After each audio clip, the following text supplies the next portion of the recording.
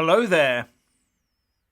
So, 22,000 Night's Watch, civil servants, will be prized away from their beloved King's Landing, London, and sent to the north and beyond the wall where the free folk wildlings live. You could swear winter was coming.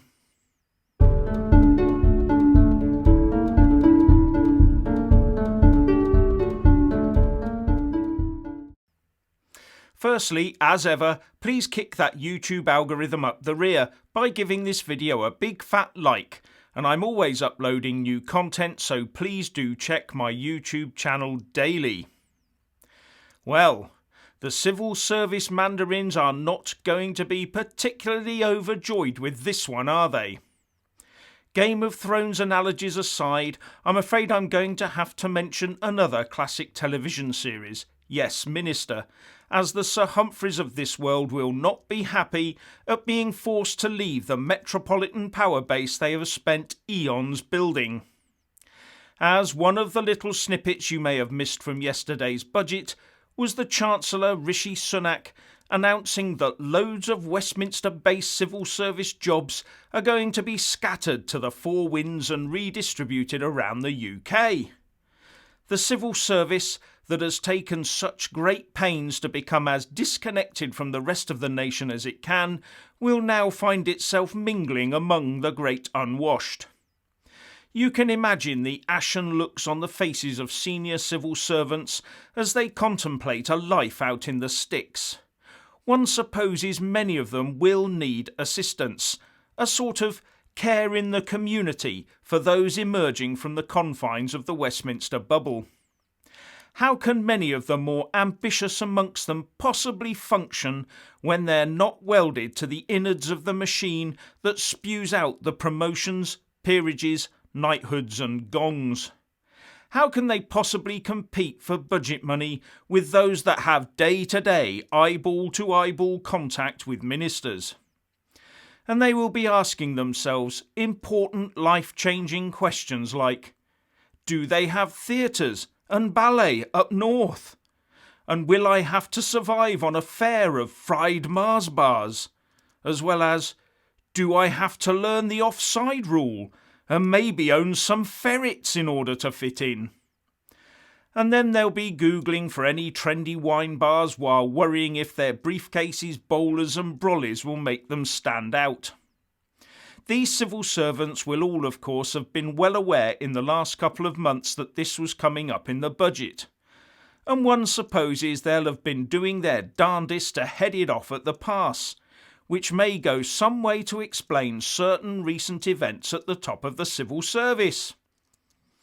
Now, the budget document says, to ensure the civil service reflects the public it serves, the government is committed to moving 22,000 civil service roles out of central London within the next decade, the vast majority to the other regions and nations of the UK. And it goes on to say that the government will establish a significant new campus in the north of England, focused on economic decision-making, which will include teams from HM Treasury, DIT, BEIS and MHCLG.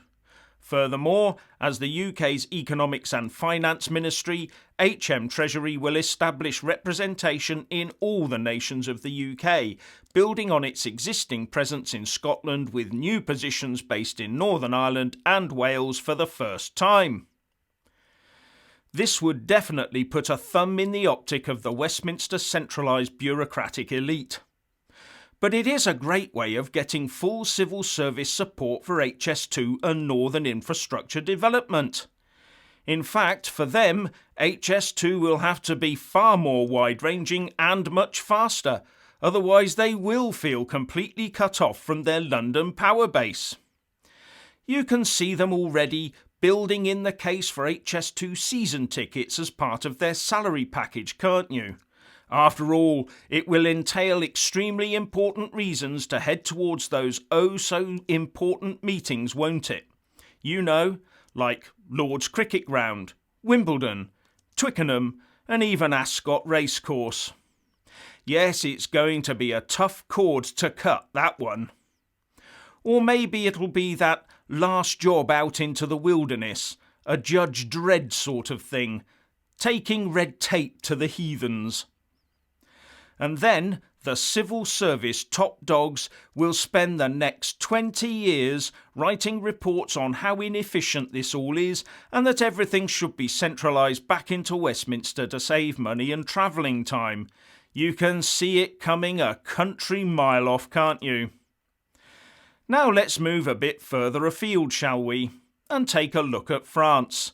Because for some reason or another, we don't seem to be hearing much about the country of our Gallic cousins, do we? Well, apart from the lefty-leaning press that seems to think that President Macron can do no harm. But his long-suffering peasants would beg to differ. And apart from some yellow-vested workers making their presence felt, Macron could well be seeing evidence of their displeasure in the upcoming French local elections soon to take place. As long as they can get enough people to participate by sharing polling booths and pencils, of course. According to France24.com, the country goes to the polls on the 15th and 22nd of March to elect 35,000 mayors and about 500,000 councillors. And the Express says that Macron, whose presidential term comes to an end in the May 2022 presidential election, is now arguably facing his biggest crisis. Macron is seeing several of his own MPs abandoning his LREM party as his personal rating plummets. It's a remarkable fall from grace for the French leader when LREM scored a landslide parliamentary victory in 2017 in the wake of his dramatic rise to presidency when he was elected for office, says the Express article.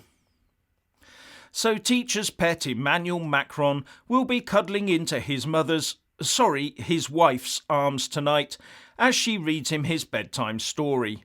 A story where everyone in the kingdom loves him and he is a good little president.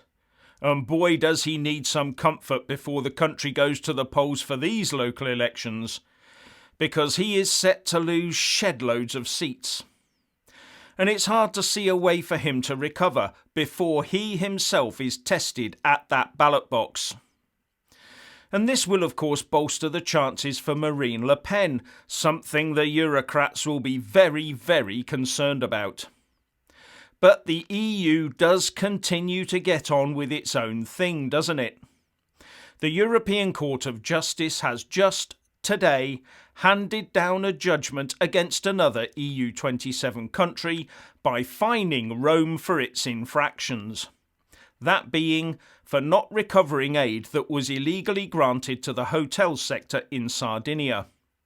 And it's ordered them to pay the union budget a lump sum of €7,500,000, as well as a penalty payment of €80,000 per day of delay in applying the measures necessary to comply with the 2012 judgment.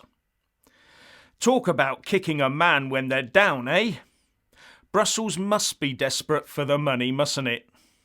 Makes you feel glad we're out of that non-joined-up bureaucracy, does it not? Anyway, if you want to hear more from me, please don't forget to subscribe and also press that little bell, or you won't get any notifications. And if you want to see more of me, buy a mug with my mug on it.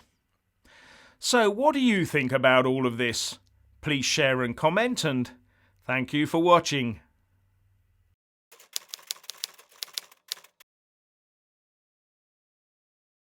Please do like and share this video, and also subscribe to my channel.